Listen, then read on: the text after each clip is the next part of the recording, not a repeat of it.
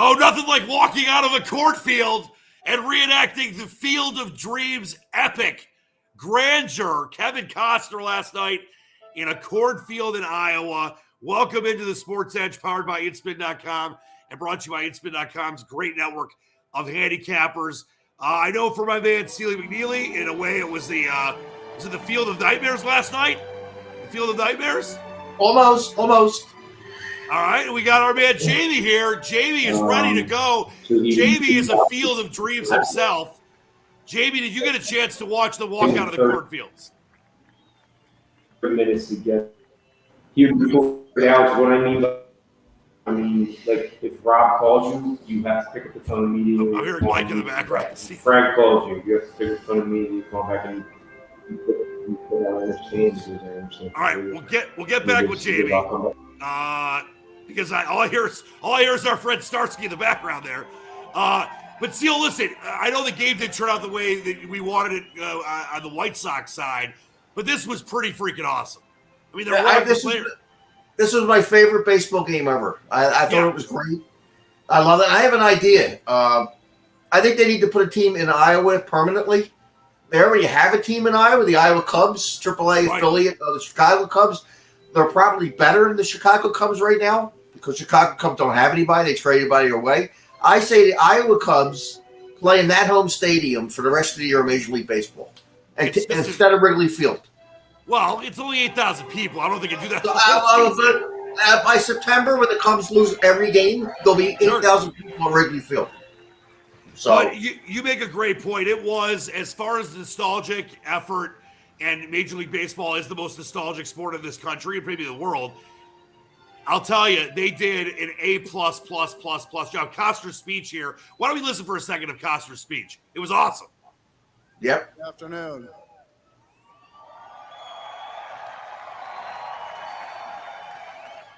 "30 years ago, 30. On the other side of that corn, we filmed a movie that stood the test of time. Tonight, thanks to that enduring impact that little movie had, it's allowed us to come here again. But now, we're on a field that Major League Baseball made. We've come to see the first place White Sox.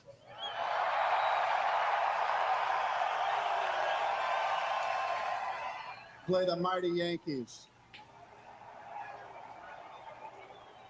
in a field that was once corn.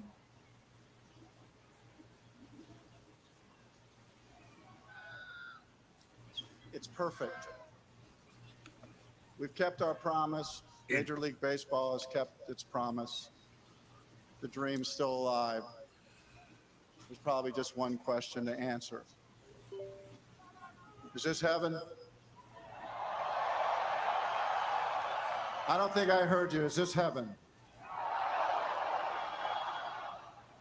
Yes, it is. No, it's Iowa. This field.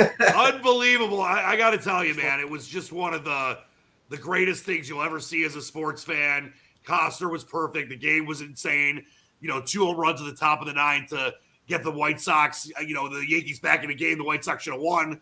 You mentioned earlier the White Sox should have won it. They should have lost it. They should have won it. And it was awesome. And if people haven't seen some more of the highlights, please look them up and watch them. But, I know it was a tough loss if you're a White Sox backer last night, but that was an awesome game. And I'm glad you liked it. And another thing, it was refreshing, but I actually liked it was so less technical in the games these days. So you didn't have the extra velocities and the distance on the home runs and all other bullshit. I mean, it was just all they had was a radar gun, and that was it. And that was perfect. It was awesome. It was awesome. So. And that old-timey scoreboard, they're eating corn in the outfield. All right, let's do this. Seal up. We lost Jamie, so hopefully he'll be back in a minute. As we continue to have great times. But don't forget Jamie's sizzling golf picks at scratchcaddy.com. We're gonna get the internet fixed out. I know we are. We're gonna get it figured out because Jamie made a great point. When we had him over at our friend Sideburns' house, everything worked fine. It was perfect. So there's just probably a bandwidth issue. We'll get it done because we were hoping our man Starsky's going to come on today, looking great. And, Jamie's got his golf picks at scratchcaddy.com. He was on a couple long shots this week, including Camilo Villegas, who's going to probably make the cut, but also had some nice plays of guys that are hanging in that could be a factor in this Wyndham come the weekend. So we'll hopefully get with Jamie in a little bit. We get Seal's incredible picks at sportshandicapper.com. Seal, I know the White Sox might have lost last night, but boy, you've been dialed in on baseball for a long time. White Sox won. What's that? The White Sox won. Oh, yeah, White Sox won. But the Yankees should have won. No, they shouldn't have. They were down 7-4 with nobody on and 2 outs in the ninth against Liam Hendricks. No, they shouldn't have won. No, I know. No, but so you look at what's going on right now as we head towards the middle of August, and then we have a month left till the playoffs. And obviously we're going to get much further into college and pro football as we get closer. But let's talk about baseball right now. And you've been giving out a lot of different kinds of plays, whether it's been team totals in the first 5 innings, first 5 inning total runs, first 5 inning team bets, and obviously totals and games themselves. This is a very, I think, great time to profit in Major League Baseball because you've got a lot of teams, speaking of the Cubs, that have sold a lot of their pieces that, are going to be some big money underdogs, but that's where you can throw in some -1.5s on the run line. There's a lot of great, pitchers that are heating up that are going to give you tons of value. The weather's been super hot. I know you're in Philly. I'm in Detroit. It's been insanely hot. By the way, we just had I'm so grateful, and I knock on wood. I did not lose my power this time, but there's over 500,000 people out of power here in Metro Detroit. We have had storms for weeks that are knocking hundreds of thousands out of power.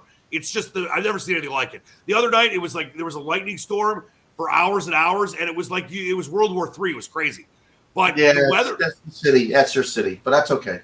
No, it ain't. Global warming is not. Global warming is real, but and it's not Biden's fault either.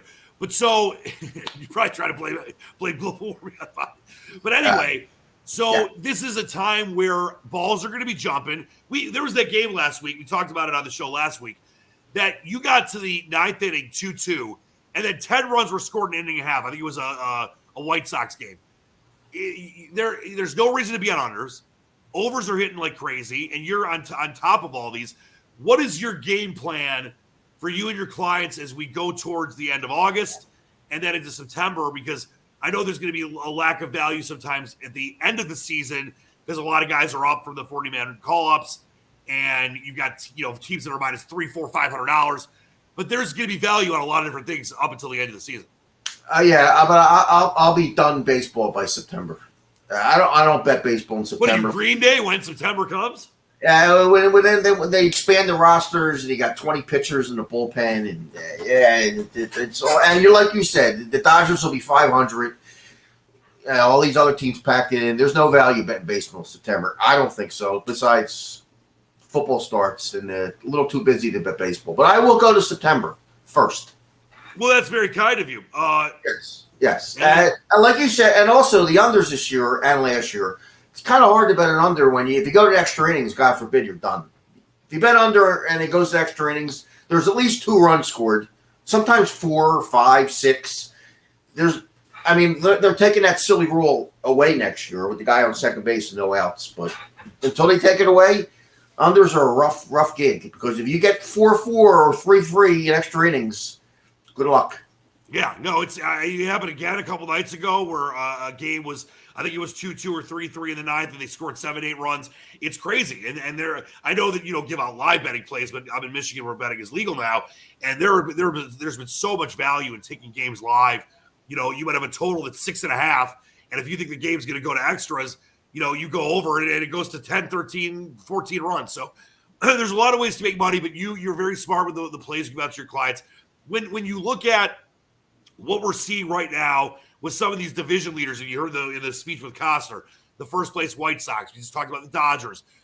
You got teams, like the Yankees that are playing some really good baseball. I think they had won 6 in a row at one point, or 7 in a row before they lost that game a few days ago. When you look at those kind of teams, are you dialing in on some of them when you're making selections, when you know teams are hot? Absolutely. Like the White Sox, they're tough to bet against. They got other than last night, they got a solid bullpen. they're healthy now. They got 2 big sluggers back. Their lineup from 1 to 9, anybody can hit a home run. When they get Rondell back, which is next week at the catcher spot, literally every guy in their lineup can just poke the ball over the wall. And that's what baseball is these days. And let's face it, you don't get a bunch of 300 hitters anymore. You get just home run hitters. And that's how you score. You know how you beat the shift? You hit it over them. That's how you you score a run, you hit the ball over the fence. Over the fence, because you hit the ground in the infield. Good luck to you. You know how you get a hit? You know how you get a hit? You take the bat and you hit the ball where someone isn't. It's pretty simple. Yeah, like bunt down the third baseline when it's whatever. Thanks for that astute analysis. All right, so by the way, before I get into the card tonight, what are we feeling about as we get closer and closer to college and pro football? I know you're I think 80% through your Phil Steele guide. You're getting fired up. You're the self-proclaimed and actual king of the MAC, the Mid-American Conference. Obviously, I know NFL was weird last year, but it should be a little more normal this year. Are you getting fired up? Is there anything you've seen in the last week or so since our last show that you're excited about, teams you're looking into? Well, when I go to a new NFL season, I take the teams that got completely decimated by injuries the year before. And usually teams like that do not have luck like that 2 years in a row. Just like a team that gets through 16 games in a regular season remarkably healthy. The next year, undoubtedly, they usually get banged up to a pulp. A team like the Dallas Cowboys, they had so many injuries last year. They're a team I would look to bet on this year. Now, unfortunately, they got some team. I think they won the Super Bowl last year. I think the Tampa Bay Buccaneers the first week. I think they're called the Tampa Bay Buccaneers. I'm not sure. So, I mean, it's a tough opening game for them, and Prescott's a little banged up his shoulder, but I think he'll be fine. But they're a team like I would be looking for because you can take whatever they did last year and just throw it out the window. It's meaningless. They had no quarterback, no offensive line. They had injuries everywhere. If they stay healthy, they're the class of the East, I think. And there's teams like that, teams like the San Diego, I keep saying it, the LA Chargers, they had horrendous coaching. They lost a lot of close games. He's gone. That whole staff's gone. Teams like that, I look to bet on. Yeah, and college football this year is a really weird year because with COVID last year, you get a lot of teams with a ton of 6-year seniors or 5th-year seniors. So you got a lot of guys coming back from a lot of teams. Like usually you get, between 10, 14 returning starters in college football. This year, I'm looking at some conferences. A lot of the teams have 19, 20 players back. Not the big teams where the draft choices left, but some of the middle of the pack teams and the lower teams. They have like a lot of guys coming back. They're very experienced. It's going to be a weird year. No, it is. And year to year in college football and year to year in the NFL lately has been very, very weird. I mean, obviously there's teams, you mentioned Tampa Bay. That's a team that just obviously finally won a Super Bowl. But, teams like the Steelers for a long time and the Ravens for a long time, Packers year in, year out, very successful. But in the NFL, tons of turnover in college football. Aside from the Alabamas and Clemsons, you got teams rising and falling like crazy in the power conferences. And now you got the Texas and other teams being poached by the SEC. So in the next few years, that's going to be really weird as well. So we'll obviously have much more on that as we get closer to college football and to the NFL as well. Let's take a look at the card tonight. I got one other thing to say, but Tampa Bay. Oh, you got one other thing. Yeah. What if I don't want you to say one other thing? I have to say the Tampa Bay Bucks, which is really weird for a Super Bowl team, they got their whole team back. I know, but I would fade them. I would fade the Bucks. Not because of the Super Bowl hangover thing, which is definitely still true in this era of parity. If you go back to 2001, the 8 division format, when things really got full with parity in the NFL after the 80s. To me, I didn't believe they were going to do it last year. I was wrong. I still think the Chiefs were the better team, but they just had a terrible game plan. You got to give credit to what Tom Brady did, and obviously what the mastery of the game plan that they put together in Tampa. I mean, it was. I was stunned with how they just dominated the Super Bowl, and Mahomes did have a great game, but a lot of that was Tampa Bay's defense. And you know what? It wasn't Tampa Bay's defense. A lot of it was the Kansas City Chiefs had the worst offensive line, right? And they had injuries in the history of the Super Bowl. I mean, they had 5 journeymen out there. Sure. that did, that had a lot to say. What happened. But you also have to give Bruce Arians a lot of credit for putting together that game plan on both sides of the ball because they could not do anything wrong. But my point is that I think the Tampa Bay had everything go right for them. They caught Green Bay on a down slope. I mean, Green Bay was good, but not nearly as good as their record was. They played in a terrible division, my Lions division. By the way, are you fired up for Lions-Bills tonight? NFL Network. Lions-Bills, Ford Field. No. Are you fired up for Miguel Cabrera's 500th home run tonight? Possibly. I'd rather see that than a Lion-Buffalo preseason game, yes. All right, thanks. So the point is that I just think that Tampa is going to, even though they have their whole team back basically, I'm not buying them as a Super Bowl contender. I mean, I guess they're definitely a playoff contender and a division contender, but I'd be shocked if not because Tom Brady's old. I'm not saying it's because of Brady. I just don't see it. I don't see it because there are so many other teams, Arizona. You look at teams like Buffalo. There's so many teams that are getting better. I mean, I know I'm going to the different conferences now, but you look at the NFC. I mean, you mentioned a team like Dallas. They're going to be much different this year. You look out west, San Francisco is going to be much different this year. I don't think that the Bucs are going to even come close to getting back to the Super Bowl. I really don't. Well, I agree. The San Francisco is another team that got absolutely decimated with injuries. Decimated. And they lost their quarterback. They lost a lot more than the quarterback. Teams like that are teams watch out for. Yep. So we're going to have a lot of. Again, they're not going to get beat up. It's all luck. Injuries are all luck. So, you get banged up one year and the next year you don't lose anybody. That's just the way it goes. Just the way the cookie crumbles, how the coin flips, stuff like that. So how the coin flips, how the monster yells at night. But we're gonna have a lot of fun with NFL and college like we did last year. It's gonna be great. And once again, our man Jamie, please get his picks at scratchcaddy.com.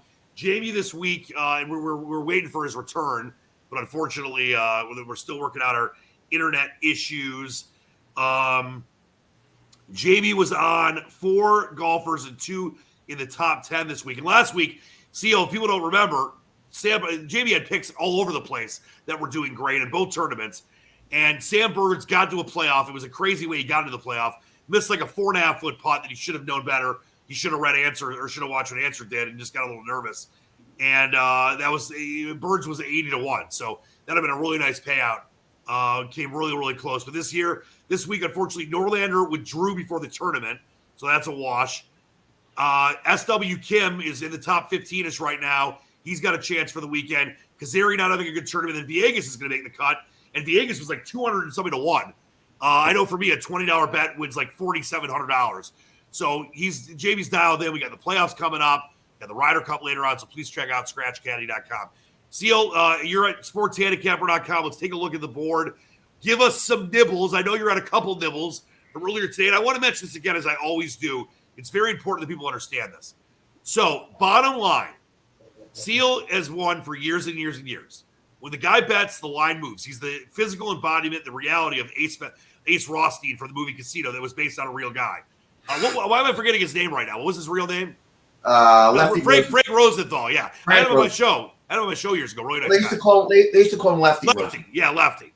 So when Seal bets, the line moves. And he gives out plays early in the morning. He'll text me. I'm always up, so I don't mind if he texts me at 5 in the morning.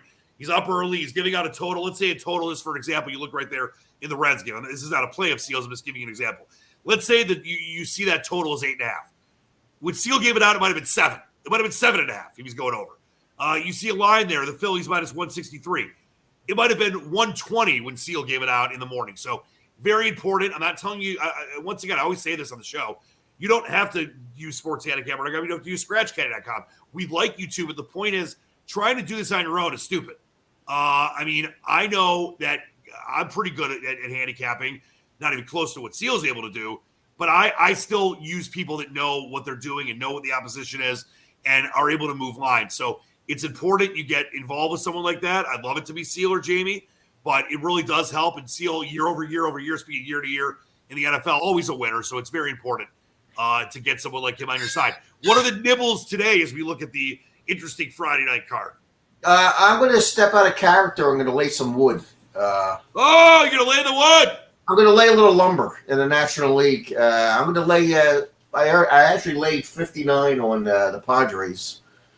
with Snell. I'm betting against Bumgarner until I go broke. I don't think he's any good anymore. I don't care what he did his last few starts. I don't care what he did against San Diego at Petco, his last start. I think he's going to get bombed tonight. Well, and how about last night? The Padres got their asses kicked 12-3, and they rarely lose 2 in a row. They're one of the best teams in baseball. I like Snell, the former Tampa Bay Ray. You're not laying. What did you get it at? Because it's 180 now, but I know you got it much lower. I laid 159 this morning. Yeah, so once again, another reason to get on Seal stuff early. I love that. That's probably, I think that's the play of the day. I don't even care if you lay 200 on that game. Maybe you take the run line. That's not your play.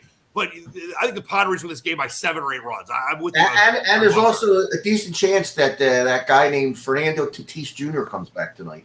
Yes, and he is one of the most dynamic players in baseball. Hopefully he plays. Hopefully they do this game in Iowa every year, and he gets to play one of those. I want the Iowa Cubs to play in the National League, and I want them to play every game, all their home games at that stadium. All right, how are we going to have the Iowa Cubs play in the National League when you already have because the Chicago Cubs are a AAA team right now. So what's the difference? So what? We're going to relegate the Chicago Cubs, one of the most historic teams in sports in the world, and we're going to promote the Iowa Cubs and just say, forget it to the Wrigley Field fans. No, what we do is... Yeah, that's realistic. This is what we do. We take the Chicago Cubs and put them in Iowa. You put them on a bus. You put them in Iowa. You put them in Iowa. Let them play their home games, their AAA home games at Wrigley Field. Okay. And then you take the Iowa Cubs and you, instead of playing in where they play, Des Moines, wherever they play. I think it's Des Moines. You play them at this new place. So basically what you're proposing is a Dan Aykroyd's trading places situation. Yes, exactly. I'd rather watch a game with cornfields all over the place. I'm sick of Wrigley Field. Been there once, had enough. Yeah, I've been to Wrigley Field about 80 times. It's a majestic place. All right, before we get out of here, give the peeps a couple nibbles, if you would mind. I'll give you one on the total in the American League. Not in love with it, but because I take a chance with the Twins over 9. Yeah, the Twins over 9 is now up to over 9.5 even. And the Twins have been scoring some runs, but the Rays always seem to be in games that go over.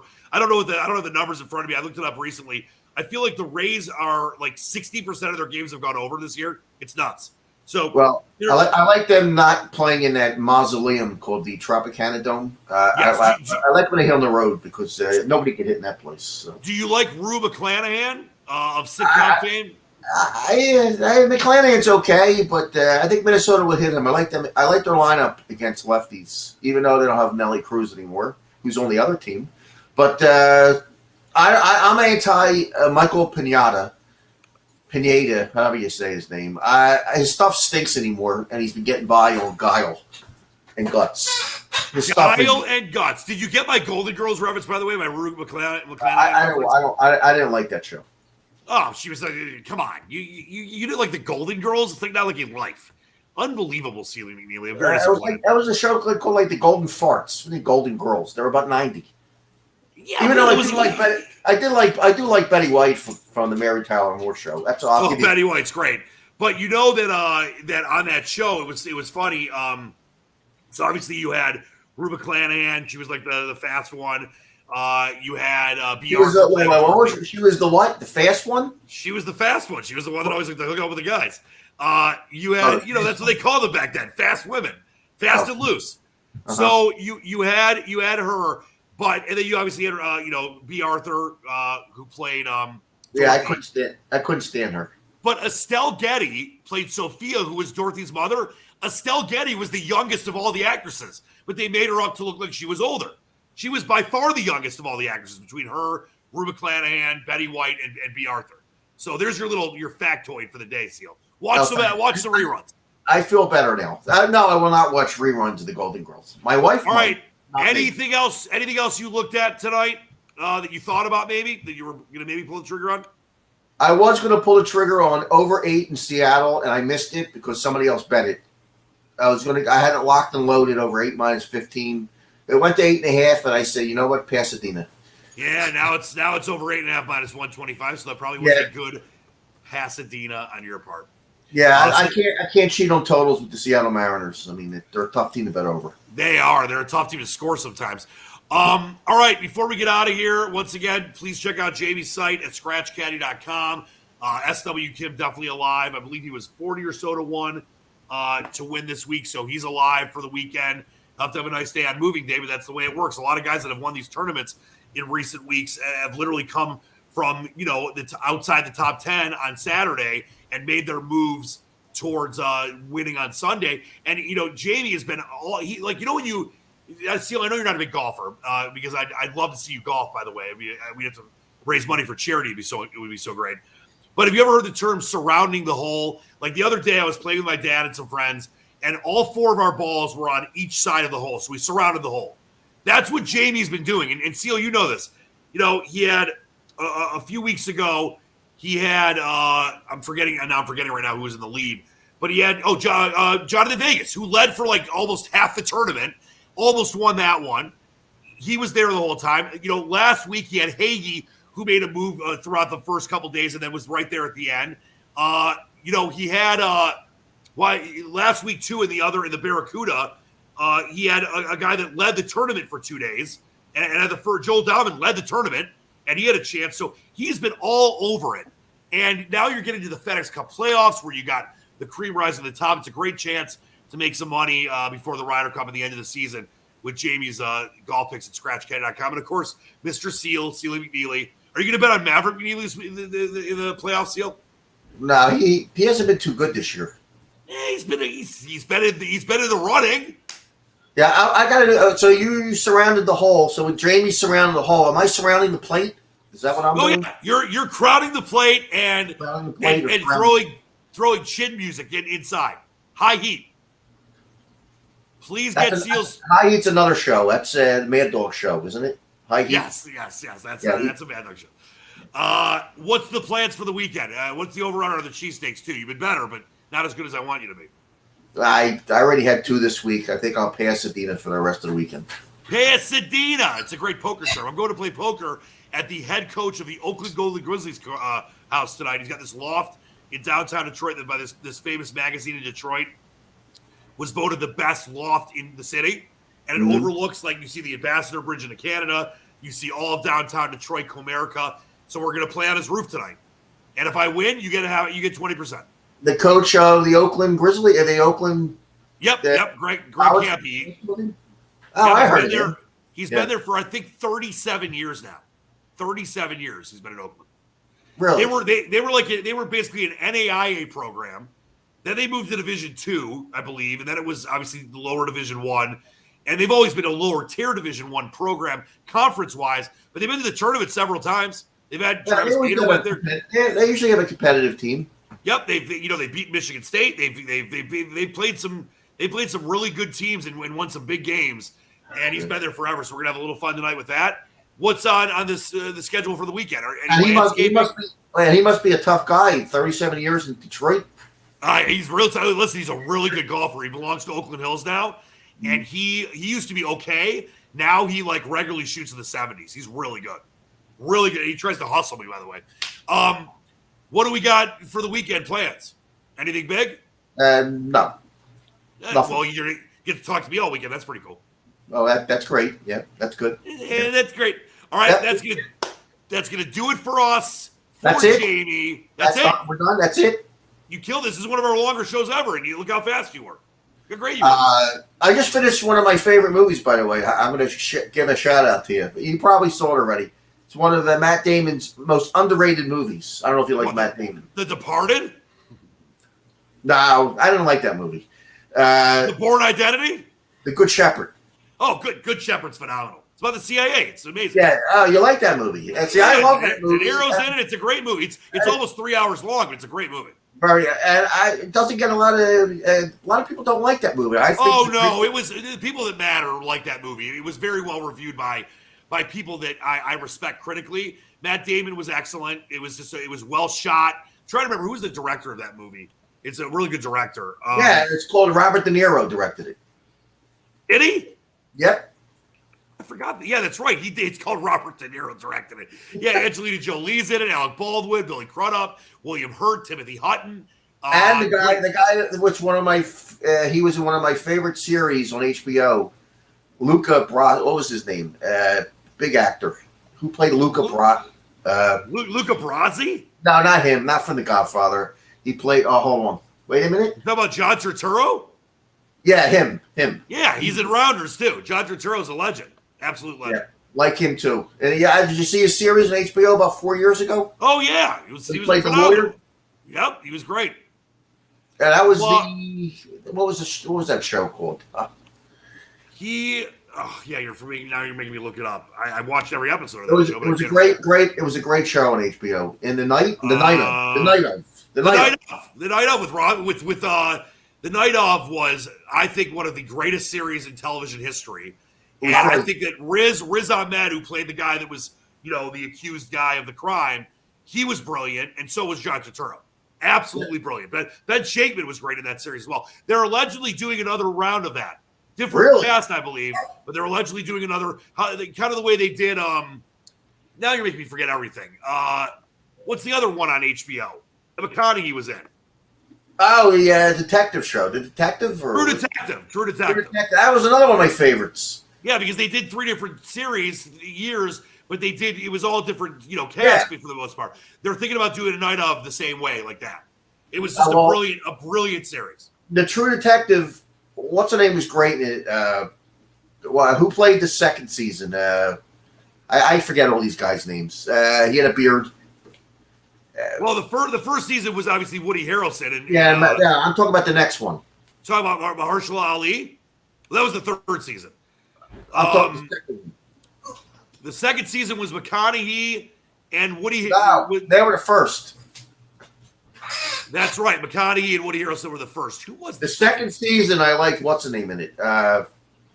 What's his name? The guy played the cop, the main guy. I know. I'm forgetting right now. You're killing me. It was Colin Farrell. Colin Farrell was great in that. Yep. I like that a lot, and I love Taylor Kitsch was good, and so was Rachel McAdams. I think what's her name was awesome in it. The comedian. In season 2. Yeah, season 2. What's his name? Well, Vince Vaughn. Vince Vaughn. I can't remember her name today. Vince Vaughn was great. Stop bringing up. I know most of this stuff, but stop bringing up names you can't remember that I got to remember, and I'm not thinking about it right now. Vince Vaughn was excellent in season 2. You're excellent. All right, that was an excellent show. Please check out Seals Pick Sports, handicapper.com, scratchcannon.com for Jamie. What's that? I don't think I'm done. No, you're done. I got to go play poker. I don't think I'm done yet. I'm not hanging up. I'm just going to talk to myself. I can always just do this. I can always just take you off the camera. This has been the Sports Edge powered by Inspin.com. We'll have Jamie back next week. It looks like Starsky is going to join us. Well, maybe Joey Odessa for MMA stuff. For Seal, who wants to stay here all night. Normally I can't. Normally you're going to run. Now you want to stay when I got to leave. I'll stay on. You can run. I'm just going to stay here. You just talk to everybody. You just do the old Sealy McNeely. The world according to Seal. Like the world according to Garp. That's going to do it for us. We'll see you next week for Seal. For Jamie, I'm Dan Leach, the Squatch. We love you. Peace. Cornfield.